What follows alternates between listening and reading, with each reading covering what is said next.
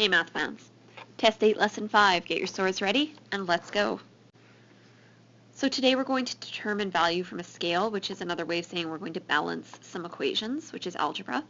We're going to place probability on a number line, and we're going to just review some math vocabulary. So first up, let's do some algebra. Here you have a really easy balance scale. On the left side, we have a circle or a ball. On the right side, we have some base 10 blocks. If I want to know how much the circle equals, it's a pretty simple matter. I just have to go 1, 2, 3 tens and 1, 2, 3 ones. The circle equals 33. It gets a little more complicated when I have more circles, but not much more. 3 circles equals 30. So all I have to do is divide 30 by 3 to find out that 1 circle would equal 10. So here's another example.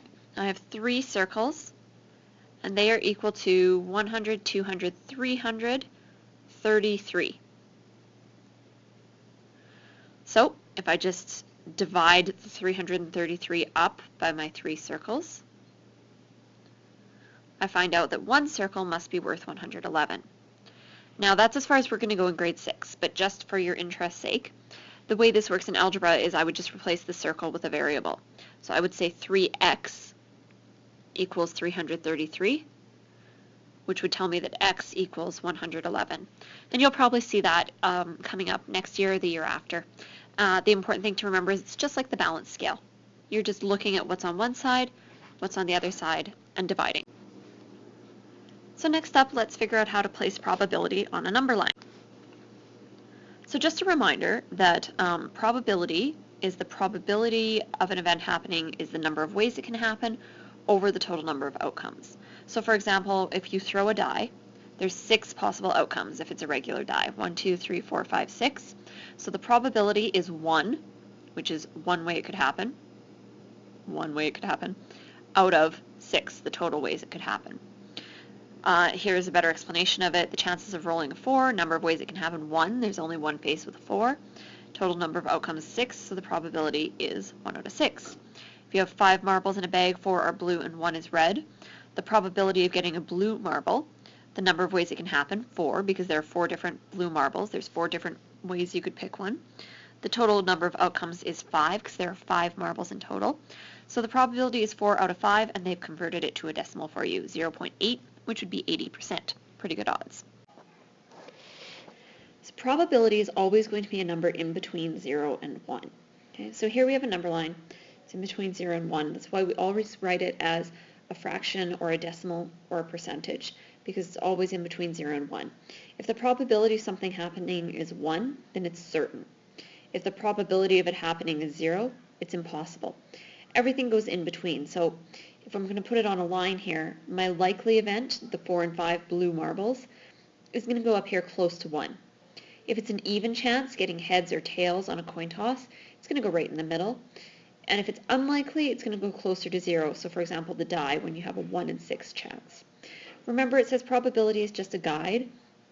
It doesn't tell us exactly what will happen. It tells us what we expect.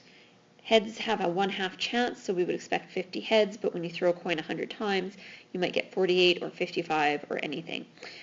50 is the theoretical probability, remember? And when you toss the coins and count them, that's going to be your experimental probability. And last, just a quick review about how to use math vocabulary appropriately. So here are some of the words we're using: quotient, dividend, divisor, addend, difference, minuend, subtrahend, sum, product, and factor. Pause the video here and just see if you can match up the words with their appropriate number in those questions above.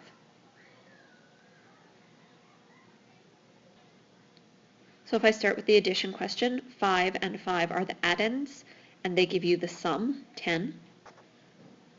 And then I'm going to skip over to the multiplication question. 3 and 6 are the factors, and they give you the product, which is 18.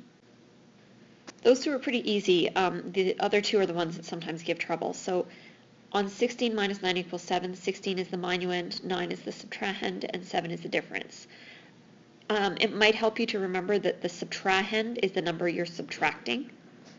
That might help. And last up for division, we have the dividend divided by the divisor gives you the quotient. This is the other one people often have trouble with.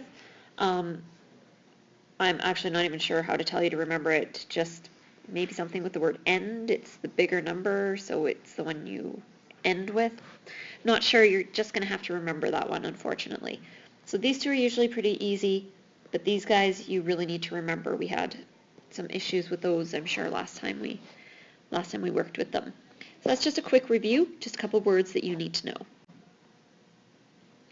And we're done for today. Nice quick lesson. All you have to do is these 3 quick review questions. Get them done and bring them in tomorrow. Just number 3, all you have to do is write the number that goes with each letter. So for A, you would write 1 or 2 or 8 or 3 or 5. Don't copy the whole thing down. Have a good night. See you tomorrow.